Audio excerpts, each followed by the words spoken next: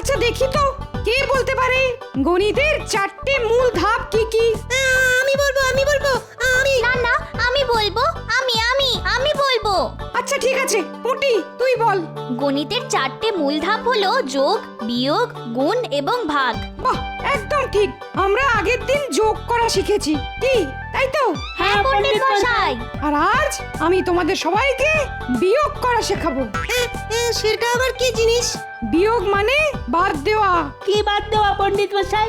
যে কোনো কিছু, যেমন ধর ন্যাপলার কাছে 4টে কমলা লেবু ছিল, ন্যাপলা পুঁটিকে তার থেকে 2টো কমলা লেবু দিয়ে দিল, তাহলে ন্যাপলার কাছে কটা কমলা লেবু থাকবে? 4টে ছিল, তার থেকে 2টো দিয়ে দিল, তার মানে আমি বলবো পণ্ডিত মশাই। হ্যাঁ বল দেখি। আমার কাছে 4টে কমলা লেবুই থাকবে। কিভাবে? কারণ আমি তো পুটিকে একটাও কমলা লেবু দেব না পণ্ডিত মশাই। কি বদমাশ ছেলেপুলে!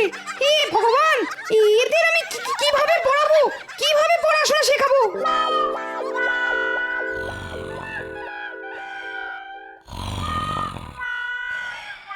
এই যে বলি, এই যে ওঠো, কি গো ঘুম থেকে ওঠো গো, এই ওঠো না, ওঠো।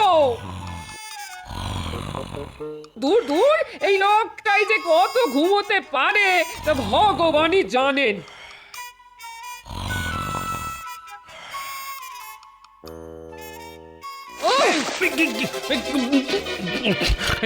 কি হলো? আমি আমি ভিজে গেলাম কেন? এই ঘরের ভেতর জল বন্যা হলো নাকি?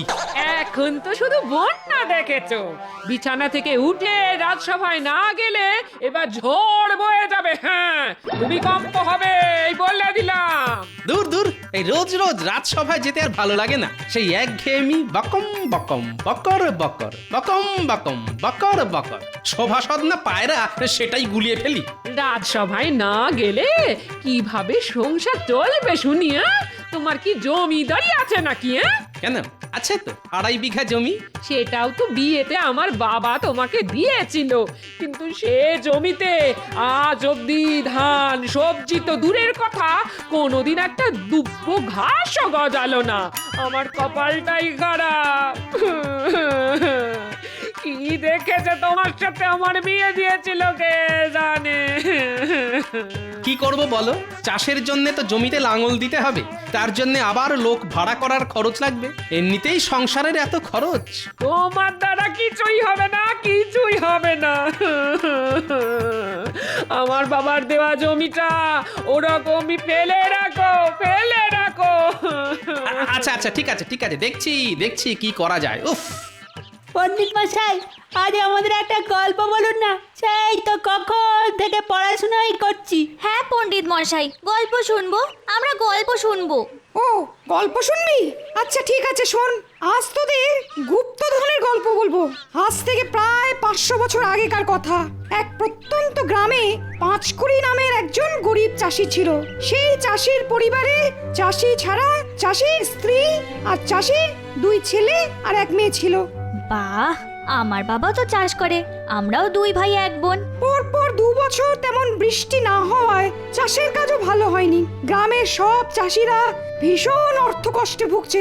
এমন সময় একদিন ওই পাঁচকড়ি তার চাষ জমিতে মাটি খুঁড়তে গিয়ে একটা পিতলের ঘড়া পায়। সেই ঘড়ার ভিতরে ছিল ভর্তি মোহর। সেই গুপ্তধন পাওয়ার পর ওই চাষির অর্থকষ্ট আর থাকে না। সেই গরিব চাষি রাতারাতি রাজা হয়ে গেল, আর তার সমস্ত অর্থকষ্ট চলে গেল। এটা তো একজন চাষির কথা বললেন, আর গ্রামের বাকি চাষিদের কি হলো? ওই পাঁচকড়ি রাজা তার গ্রামের বাকি চাষিদেরকেও তার পাওয়া গুপ্তধনের থেকে কিছু কিছু মোহর দিল। তাদেরও দুঃখ কষ্ট থাকলো না। তারপর থেকে প্রজাদের সমস্ত দুঃখ কষ্ট সমস্যা দেখলেই রাজা তাদের সাহায্যের হাত বাড়িয়ে দিত। উফ, আমার বাবাও যদি এরকম গুপ্তধন পায় তাহলে আমার বাবারও কষ্ট থাকবে না। হি হি হি। কি হলো, আজ মন্ত্রী আসেনি কেন? মহারাজ দেখুন, আজ আমি ঘুম থেকে দেরি করে উঠেও রাজসভায় পৌঁছে গেছি, কিন্তু আমাদের মন্ত্রী মশাই এখনো পৌঁছয়নি। সেটাই তো দেখছি। আজ তো আশ্চর্য ব্যাপার ঘটে গেছে। গিন্নি, রাজসভায় চললাম। আচ্ছা এসো। ওহ, বাবা রে বাবা, আজকে রাজসভায় খুব দেরি হয়ে গেছে। ওমা, এ কি? তুমি আজ এরকম ছেঁড়া ফোড়া পোশাক পরে রাজসভায় যাচ্ছ কেন? এটা মহারাজের মন গলানোর জন্যে আমার নতুন কায়দা। তুমি বুঝবে না। যা বাবা। এই এতক্ষণে সময় হলো মন্ত্রী মশাইয়ের রাজসভায় আসার। তোমার মতো সারাদিন পায়ের ওপর পা তুলে বসে থাকলে তো চলে না। আমার সারাদিনে অনেক কাজ থাকে। কাজের ঠেলায় তো মনে হচ্ছে আজকাল অন্ধকার দেখছো, যে একটা ছেঁড়া ধুতি পরেই রাজসভায় চলে এসেছো। কি আর করব বলুন মহারাজ, অর্থ কষ্ট চলছে, সংসারের খরচ, গিন্নির আবদার, আর পারছি না মহারাজ। যদি আপনি কিছু টাকা পয়সা দেন তাহলে একটা নতুন ধুতি কিনে পরতে পারি। আপনার আবার কিসের অর্থকষ্ট মন্ত্রী মশাই? রাজসভার সব সভাসদদের মধ্যে সবচেয়ে বেশি বেতন তো আপনি পান। হ্যাঁ, তা যা বলেছো গোপাল। মন্ত্রীর হাতে 7 রাজার গুপ্তধন, হিরে মানিক এলেও মন্ত্রীর অর্থ কষ্ট কমবে না। মহারাজ, যদি টাকা পয়সা দিতেই হয় আমাকে দিন। আমার অবস্থাটা একবার দেখুন। এই মাসের বেতন পাই, আগের মাসের ধার মেটাই। ওই শুরু হলো ন্যাকামো। গোপাল, তুমি রাজসভা ছেড়ে যাত্রা দলে নাম লেখাও, কাজে দেবে। যেই দেখলে আমি মহারাজের কাছে টাকা চাইছি অমনি তোমাকে দারিদ্র ছেয়ে গেল। আচ্ছা ঠিক আছে ঠিক আছে, তোমাদের দুজনের মধ্যে কুটকাচারি বন্ধ করো তো। সারাক্ষণ আর এসব ভালো লাগে না।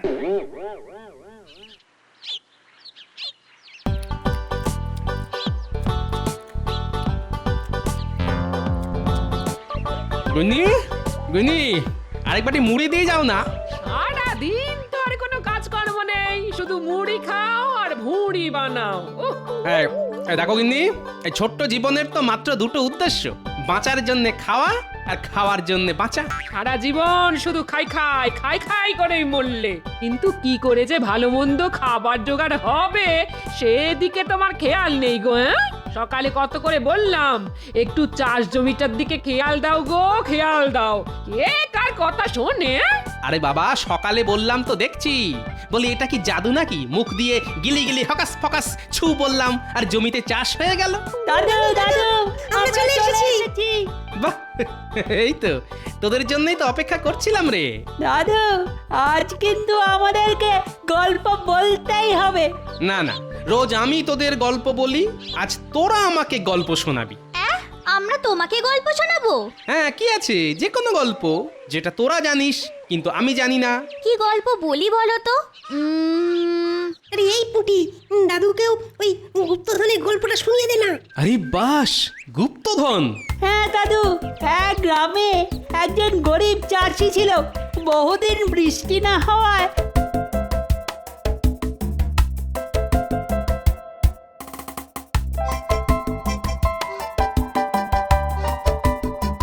বাহ, তোরাও তো বেশ ভালো ভালো গল্প জানিস। এবার থেকে আমিও তোদের কাছে গল্প শুনবো। আচ্ছা দাদু, আমাদের মহারাজ কৃষ্ণচন্দ্র তো প্রজা দরদি, তাহলে উনিও কি গুপ্তধন পেয়ে রাজা হয়েছেন? না না, উনি হলেন বংশ পরম্পরায় কৃষ্ণনগরের রাজা। তবে তোরা যদি চাস তাহলে এই গুপ্তধনের গল্পটা কিছুটা হলে সত্যিও হতে পারে। হ্যাঁ, কিভাবে গো দাদু? তাহলে তার জন্য তোদের একটা কাজ করতে হবে। কি কাজ দাদু?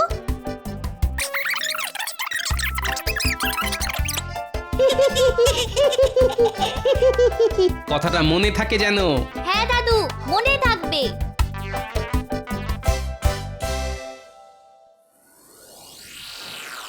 মন্ত্রীমশাই, কালকে কিন্তু ওই ছেঁড়া ধুতি পরে এসে নাটকটা ভালোই করলেন। কি আর করব বলো সেনাপতি, আমার বাড়িতে তো আর কুবেরের ধন নেই যে রোজ রোজ নতুন নতুন পোশাক পরে আসব। আমার যেরকম আয় সেরকমই ব্যয় করতে হয়। তা ঠিক আছে, কিন্তু আপনার মহারাজের কাছে ওরকম ভাবে টাকা পয়সা চাওয়াটা উচিত হয়নি। হ্যাঁ, শোনো, আমার টাকা পয়সার ওপর লোভ নেই, তাই চেয়েছি। যদি লোভ থাকতো তাহলে চুপি সারে রাজ সিন্ধুক থেকে হাত সাফাই করে নিতাম। বাহ বাহ বাহ, এ তো দেখছি বেড়াল বলছে মাছ খাই না। ঠিক আছে মন্ত্রী মশাই, আপনাকে কিভাবে জব্দ করা যায় সেই উপায় আমার ভালো মতন জানা আছে। মন্ত্রী মশাই, একবার এদিকে শুনুন না। কেন, তোমার আবার আমাকে কি দরকার? আমি আপনার ভালোর জন্যই ডাকছি, একবার আমার কথাটা শুনুন।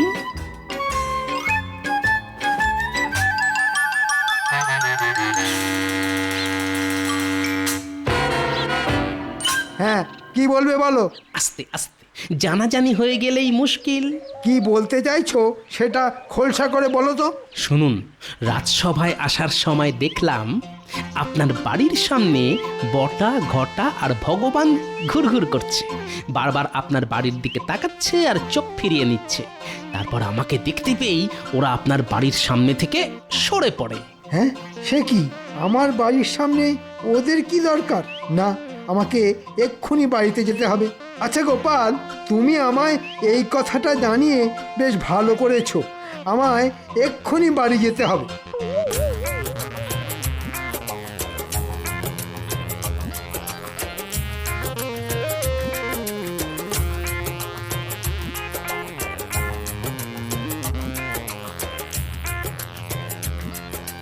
কি গো, তুমি এত তাড়াতাড়ি বাড়ি চলে এলে? বাড়ির সামনে আজকাল দিনে দুপুরে অকারণে লোকজন ঘুরঘুর করছে, তোমাকে সাবধানে থাকতে হবে। আরে বাবা, কে ঘুরঘুর করছে সেটা তো বলবে। সেটা তোমার জন্য কাজ নেই। যাও, রান্নাঘরে যাও, ভালো মন্দ কিছু রান্না করো।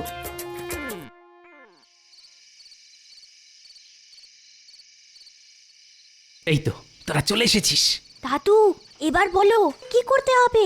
শোন, তোরা এই পুরনো বাক্সটা আমাদের মন্ত্রী মশাইয়ের বাড়ির এক কোণে চুপি চুপি রেখে আসবি। এই বাক্সে কি আছে দাদু? গুপ্তধনের সংকেত আছে। তাহলে মন্ত্রী মশাইয়ের বাড়িতে রাখার কি আছে? তোমার কাছেই রাখো না। বেশি কথা বাড়াস না, যেটা বললাম সেটা কর। আর হ্যাঁ, এনে এই কাগজটা মন্ত্রী মশাইয়ের জানলা দিয়ে ঘরের ভিতর ফেলে আসবি। আচ্ছা দাদু, ঠিক আছে। সাবধানে আর চুপি চুপি কাজটা করতে হবে, কিন্তু জানাজানি হয়ে গেলেই মুশকিল।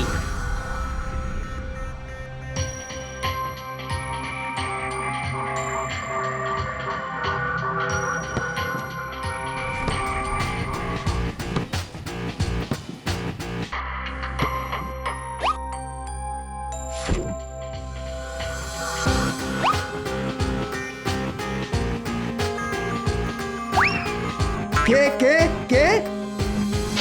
কি গো, কি হলো? আমিও তো সেটা জিজ্ঞেস করছি, কি হলো? ঘরে এই মোড়ানো কাগজটা কে ফেললো? আপনার বাড়িতে যে গুপ্তধনের সংকেত আছে সেটা আমার চাই। আর যদি সেটা না পাই তাহলে আপনি ইহলোকে থাকবেন না। হি হা হা হা হা হা। কি, তোমার কাছে গুপ্তধনের সংকেত আছে? সেটা আমায় আগে বলনি তো। কবে থেকে বলছি একটা সীতাহার গড়িয়ে দাও, তার বেলা তো একটা রাখাটো না।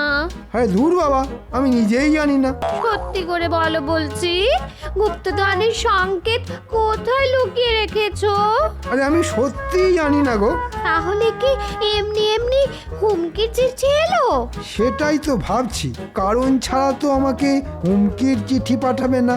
আমার বাড়িতে কোথাও না কোথাও নিশ্চয়ই এমন কিছু আছে যার জন্যে ওরা এই চিঠিটা পাঠিয়েছে। আমি এই ঘরে তন্ন তন্ন করে খুঁজছি, তুমি অন্য ঘরে খোঁজো।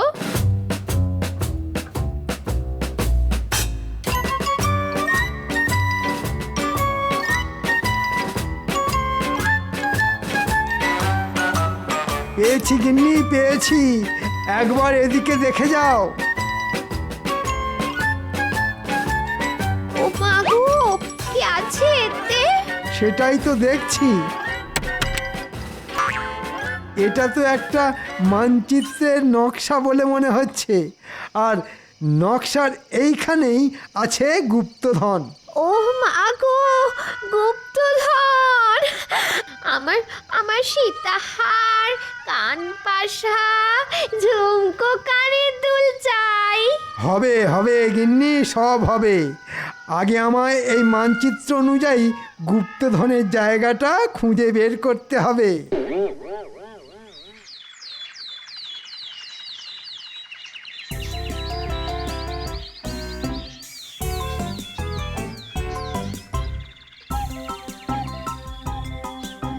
দাদু কালকে কাজটা করে দিয়েছি, এবার বলো গুপ্তধন কি পাওয়া যাবে? এটা তো একটা ফুটো করি, গুপ্তধন কোথায়?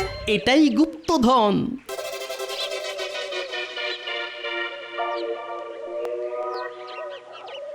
এ কি মানচিত্র অনুযায়ী তো গুপ্তধন গোপালের জমিতে রয়েছে।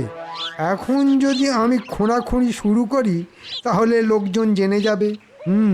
এখন বাড়ি যাই, তারপর রাতে সবাই ঘুমিয়ে পড়লে কোদাল নিয়ে চলে আসবো। কি ব্যাপার, মন্ত্রী কোথায়? মহারাজ, মন্ত্রীমশাই আজকেও গড় হাজির। দেখুন মহারাজ, দেখুন মন্ত্রীমশাই আজ এখনো এলো না, আর আমি দেরি করে এলে আমাকে কত কিছু বলেন। মন্ত্রীর এরকম পরপর দুদিন রাজসভায় না আসাটা বেশ চিন্তার বিষয়। উনি আবার শারীরিক অসুস্থ হতে পারে। না না, দেখুন দেখুন, নিশ্চয়ই বাড়ি বসে গোপনে কোনো না কোনো চক্রান্ত করছে। যাই হোক মহারাজ, আমারও কালকে ছুটি লাগবে। কেন, তুমি আবার কালকে কোথায় যাবে? কোথাও যাব না মহারাজ, বাড়িতেই থাকবো। আসলে অনেক দিন ধরে আমার একটা ফাঁকা জমি পড়ে আছে। সেই জমি চাষযোগ্য করে তোলার জন্য একটা ফুটো কড়ির বিনিময়ে একজন ঠিকে মজুরকে রেখেছি। আর সেই মজুর আবার রাতের বেলা ছাড়া কাজ করে না, তাই সারা রাত জেগে মজুরের কাজ দেখে তারপর কালকে সারা দিন ঘুমোবো। এমন কোনো আহাম্মক আমাদের রাজ্যে আছে নাকি যে একটা ফুটো কড়ির বিনিময়ে তোমার ফাঁকা জমি চাষযোগ্য করে দেবে? বিশ্বাস না হলে আপনি আজ রাতে আমার বাড়িতে চলে আসুন।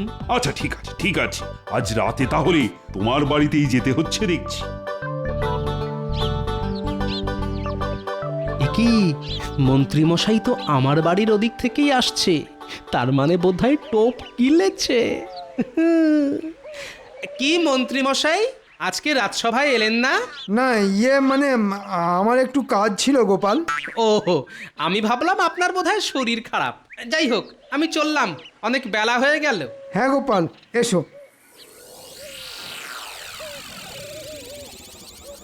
তুমি তো জানো না, আজ রাতেই তোমার জমিতে লুকানো গুপ্তধন আমার হাতে আসবে। হ্যাঁ,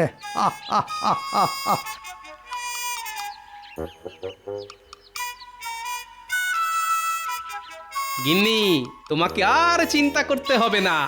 আজ রাতের মধ্যেই তোমার বাবার দেওয়া 2.5 বিঘা জমি চাষযোগ্য হয়ে যাবে। বাহ, তার মানে এতদিনে তোমার সুমতি হলো? হ্যাঁ, তা কাকে মজুর রাখলে?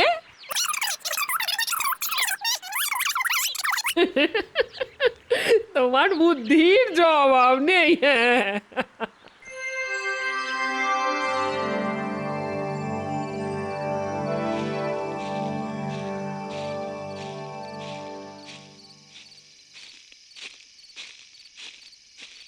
আসুন আসুন মহারাজ, আসুন। কি গোপাল, তোমার ওই আহাম্মক মজুর কোথায় যে তোমার পুরো জমি একটা ফুটো কড়ির বিনিময়ে চাষ করে দেবে? একটু সবুর করুন মহারাজ। এতদিন জানতেন সবুরে মেওয়া ফলে, এবার দেখবেন সবুরে ধান ফলবে। আপনি শুধু আমার সাথে আসুন, আর আস্তে আস্তে কথা বলবেন, নইলেই মুশকিল।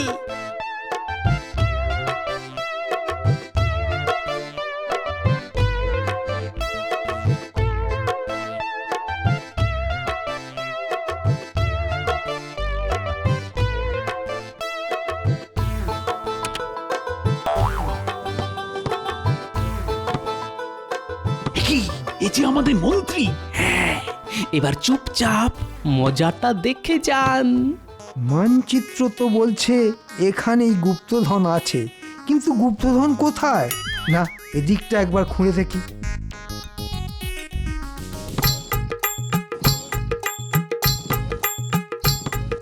উফ, কি জ্বালাতন! গুপ্তধনটা কোথায়? না, ওই দিকটা একবার খুঁড়ে দেখি।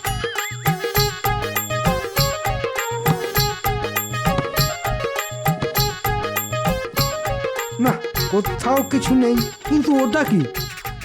চলুন মহারাজ, এবার আমরা ওদিকে যাই।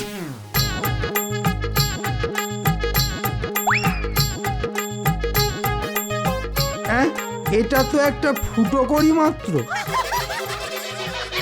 দেখলেন মহারাজ, আমার মজুর কিরকম একটা ফুটো কড়ির বিনিময়ে আমার পুরো জমিটা খুঁড়ে চাষযোগ্য করে দিল। মন্ত্রী, আমি অনেক আহাম্মক দেখেছি, কিন্তু তোমার মতো একটাও দেখিনি। হ্যাঁ, তার মানে আমাকে ঠকানো হয়েছে? হ্যাঁ মন্ত্রী মশাই, আপনি গুপ্তধনের লোভে আমার ফাঁকা পড়ে থাকা জমিটা চাষযোগ্য করে দিলেন, তাও আবার একটা ফুটো কড়ির বিনিময়ে। এই পুরো পরিকল্পনাটাই আমার। সাবাস সাবাস গোপাল, সাবাস। তোমার বুদ্ধির জবাব নেই। এই নাও গোপাল, তোমার বুদ্ধির পুরস্কার।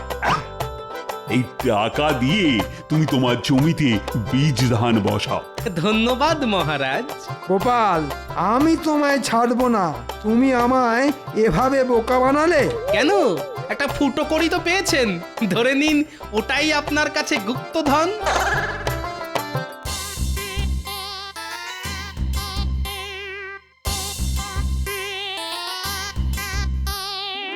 নিন মন্ত্রী মশাই, একটু জল খেয়ে নিন, সারা রাত অনেক খেটেছেন। নিকুচি করেছে জলে। আরে ও মন্ত্রী মশাই, যাচ্ছেন কোথায়? আরেকটা ফুটো কড়ি দিচ্ছি, আমার জমিতে বীজ ধান বসিয়ে দেবেন। ও মন্ত্রী মশাই, শুনুন শুনুন, এরকম রাগ করে চলে যাবেন না।